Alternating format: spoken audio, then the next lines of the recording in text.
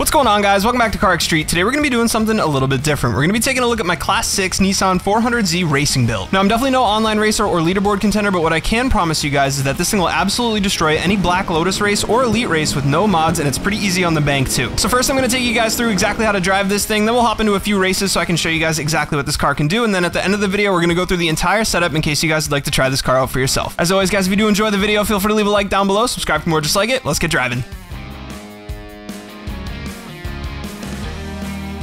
Alright, so the first thing we're going to want to take a look at with this car is the launch. So this car is geared pretty short, and you guys are going to notice that the first time you drive it. What you're going to want to do for a launch, if you're in free mode, I definitely recommend manual with clutch so you can get that clutch in. And if you're in a race, you can just hold the gas down. But either way, you're going to want to absolutely mat the throttle, and as soon as you're ready to go, the car is going to launch. Now, you're going to notice the car is going to redline pretty quick. What you're going to want to do is keep an eye out for that 7K RPM range. As soon as it hits that 7, you guys are going to want to shift. And honestly, I recommend not using the clutch. It seems like the shifts are a little bit faster without it. So I'm going to show you guys what that looks like here. Again, just absolutely mat the throttle, let the clutch out. We're going to hit 7. And hit it again. So second gear is pretty short as well, and the reason for that is it helps the car get out of the hole a little bit easier. Now, I have found on these Black Lotus races, even the Elite races, you can pretty much launch on any car in the game. I'll show you guys that when we get there, but once again, here's the launch. We're gonna get it into first gear, absolutely mat the throttle, let the clutch out, 7, again, and the car is absolutely out. So you should be able to pass any car in any Black Lotus race off the launch with that system. So on the topic of short gearing here, guys, we're actually gonna bring this car out to the highway so I can show you guys kind of, I'd say a downfall, but I think it's actually a positive of this car. Now, this car was built on a budget, and I believe we spent no speed coins on it, which is really nice. So ideally, I would love to have a 7-speed transmission in this car, and you guys are about to see why. So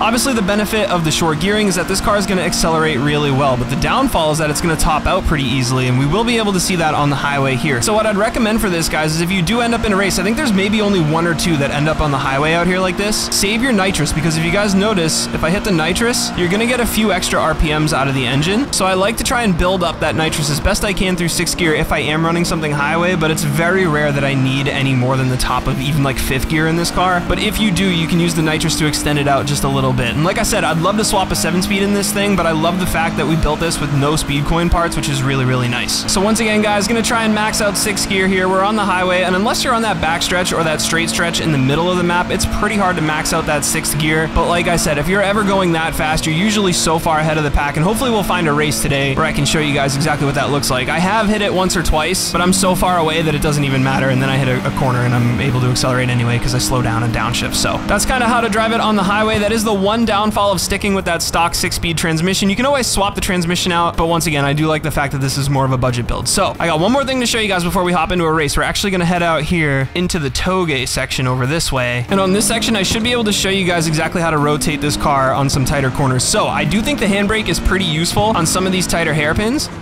So even when you enter, it's okay, but I think really on like mid corner and sometimes even closer to corner exit, using that handbrake to rotate the car just a little bit on those tighter hairpins is really nice.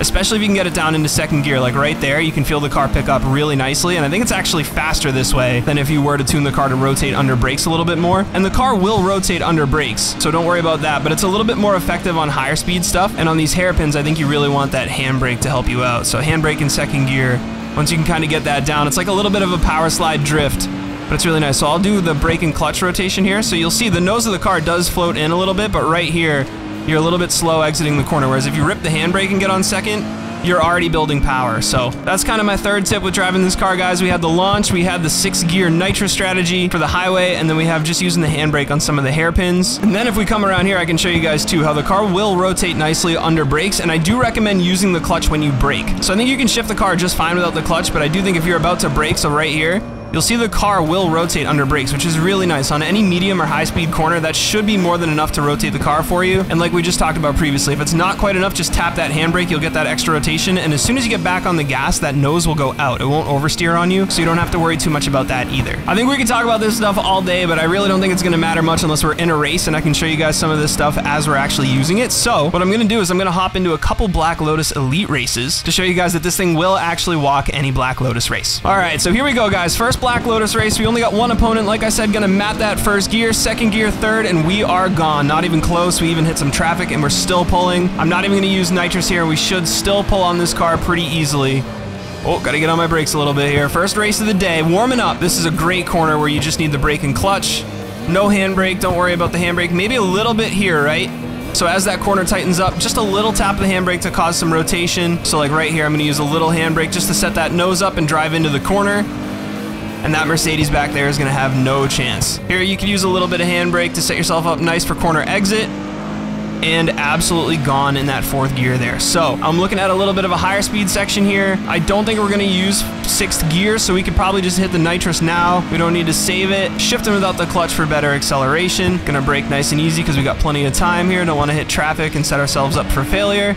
Nice little brake and clutch rotation there to get through the corner, and we're still absolutely gapping that Mercedes back there. Driving nice and controlled, super conservative. Now, this might be a good 6th gear stretch to save our nitrous for. We'll see. I'm guessing we're probably still not even gonna hit the top of it. Like I said, that's really only gonna be a problem on the highway. We're still pulling here. No nitrous, no nitrous, no nitrous, and we're still pulling away. And maybe we might see redline. And if we do, I have a full tank of nitrous here to power through it. A little bit of that brake rotation. Oh, which way am I going? No, no, no, no, no. Okay, so we're so far away that I can mess up like that and still be ahead for this corner, which is absolutely insane. So that was all driver error, and I think a pretty good testament to this car just being an absolute monster out here for C6. Once again, with the full tank of nitrous, I went the wrong way, which is crazy, but we do have that full tank of nitrous again out here for that home stretch, and we're just gonna let 6th gear build, and we're still pulling on that Mercedes back there, so we're not even worried about it. Got another 500 RPM to go. I think we could just hit the nitrous now and be okay. And that thing is just back there in the dust. So that's a little bit more of a higher speed race, which I'm glad we got. And again, we're about ready to max out that 6th gear, but we're so far away that even if we did, it wouldn't matter. We're gonna float it around this last corner here. No brakes necessary, super stable, super planted, and we're gonna end our first race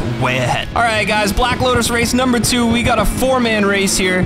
And a really good track, which should have a good variety for us as well. We got some nice high speeds here in the first section, and then we got some nice hairpins as well on that back section here too. So we're gonna run it out. I don't think this is one of those tracks where you're just not gonna need the end of 6th gear, and I'm actually gonna try and not use the nitrous at all on this race, just to kind of flex how fast the car is. Now on some of these turns like this one here, that handbrake is gonna be useful, get a little bit more rotation out of the car. I could have used 2nd gear there, I had 3rd, and we are out. So hopefully I'll be able to pull on the, yeah, I'm already pulling on these guys like mad. It's not even funny.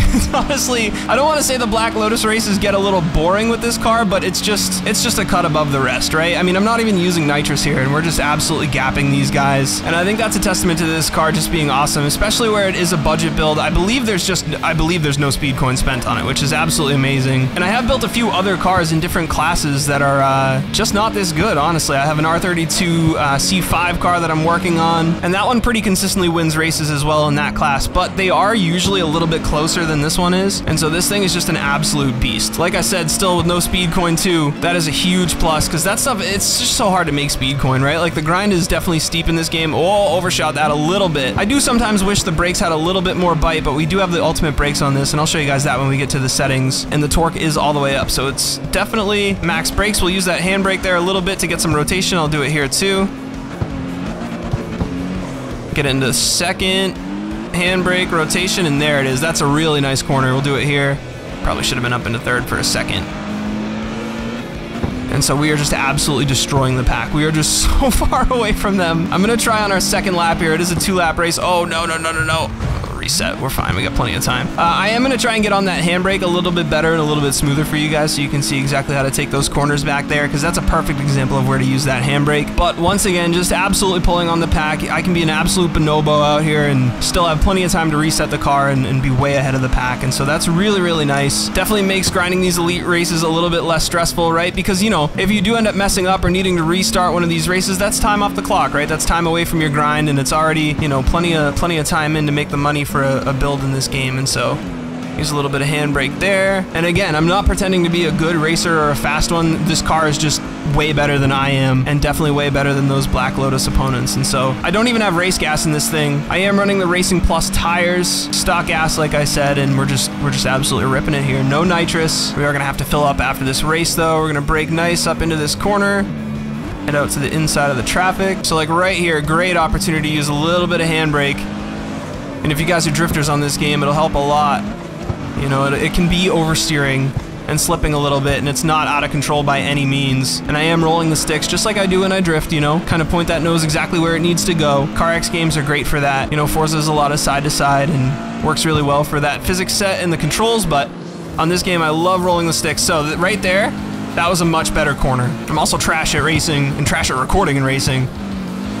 But if you can really figure out how to rotate the car, we're getting through here so much faster this lap than last lap, so I'm actually kind of glad that we had a trash first lap, so you guys can see kind of how not to drive it, and then through here, we're doing a lot better. Up into third, use that second handbrake rotation, and we are just absolutely flying. So once again here, guys, on corner exit, even with that restart, we are just so far ahead of the pack with no nitrous in this thing for a budget build is absolutely insane. So we're gonna finish up with the race here, get to the finish line, and we're gonna do one more Black Lotus race so I can just prove to you guys that these weren't two anomalies. All right, guys, final Black Lotus event of the day here. We got a short sprint, should be a pretty easy one here. Watching that launch, absolutely blowing away that Mark V Supra. We'll go for no nitrous again in this one, just to show off the tune here. Running some highway, plenty of fifth gear to run. I don't even think we'll come close to maxing out sixth here when we get to our turn up there. And it looks like he hit some traffic, so that's gonna be a wash for this one.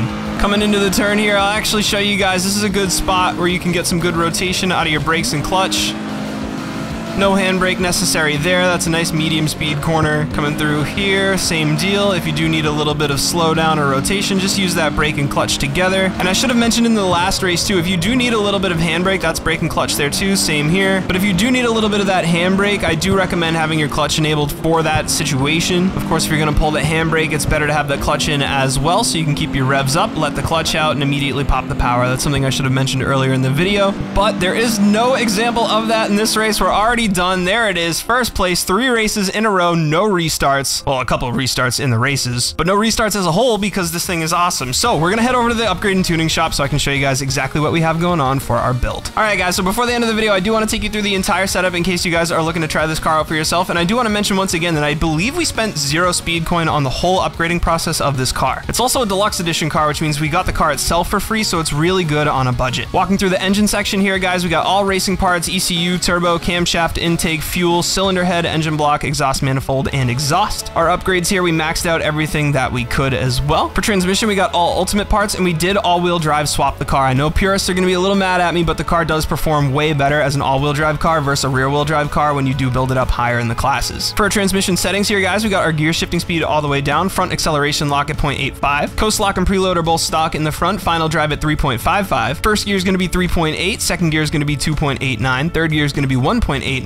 fourth gear at 1.47, fifth gear at 1.08, and sixth gear at 0.86. Our reverse gear we left stock here, and transmission losses are all the way down. Now you guys are going to notice a little bit more of an aggressive setting here on our rear differential, especially that coast lock, and I want to talk about that for a second. This is actually how I get that rotation out of my cars under brake and clutch on those medium and high speed corners. Basically what coast lock does is it determines the rate at which the rear wheels are going to rotate together under deceleration. So in a situation where you're braking and not accelerating, having the coast lock up higher means that both wheels are going to spin together at the same time. This is similar to the concept of a welded diff in a drift car and how it allows the car to rotate easier, and I actually have this set up to do that while the car's decelerating. This helps the car rotate and therefore reduces understeer. Now you notice that the acceleration lock is actually a little bit lower. That's because I want that differential to open up when you do start accelerating out of the corner. This helps the car grip back up and accelerate forward. We got that preload at 82 in the back as well here, guys, and I should have mentioned at the beginning of the upgrade setup that this is the stock engine and stock transmission as well. Heading into the body next here, guys, we have no body mods on this for speed coin, just running the stock setting there, and then for upgrades we do have elite everything except for the fuel tank, which is stock. For our tuning settings on the body, we haven't made any changes here. I probably could have lowered that center of mass height down a little bit, but the car honestly feels great, so I haven't seen a need to change any of these settings as of yet. Heading into suspension next, you guys are definitely going to see where this is a budget build. We have stock front suspension arms, ultimate front stabilizer, ultimate brakes, and ultimate rear stabilizer, stock rear suspension arms as well, and then we have elite for our springs and dampers front and rear. We did make a few changes to the suspension settings though, so we have our length and stiffness on our front springs stock, our stabilizer is going to be at 46. Can't change anything about our suspension arms, our dampers are all going to be stock here as well, and you guys are going to notice our braking force is all the way up and our brake balance is at 65 just to create a little bit more of that rotation as well. For rear springs, we did make some changes. We got our length at 124 and our stiffness at 102. Stabilizer is going to be 61. Our dampers are stock here as well, and that's going to do it for the suspension settings. Now, last but not least, we have wheels, and I want to admit I wasn't super focused on fitment on this car. The wheels definitely go through the fenders a little bit at certain points, but I did build this car to be fast and to win a little extra cash, so I wasn't super focused on that end. We do have ultimate front and rear spacers here. Our wheels are going to be 345, 25, 20s front and rear as well, and we are running the Racing Plus 5 on both. For wheel settings, guys, we got tire pressure stock front and rear, offsets at 4 and 11, and like I said, I could definitely walk them back a little bit, especially that rear, but the car handles beautifully, so I'm not about to change it. So I think that is going to do it for all the settings on our 400Z Black Lotus Racing build. If you guys do end up trying the build out for yourself, definitely let me know what you think down in the comments below. If you guys made it this far, I appreciate you guys watching a ton. If you did enjoy the video, feel free to leave a like down below, subscribe for more just like it, and I'll catch y'all in the next one. Peace.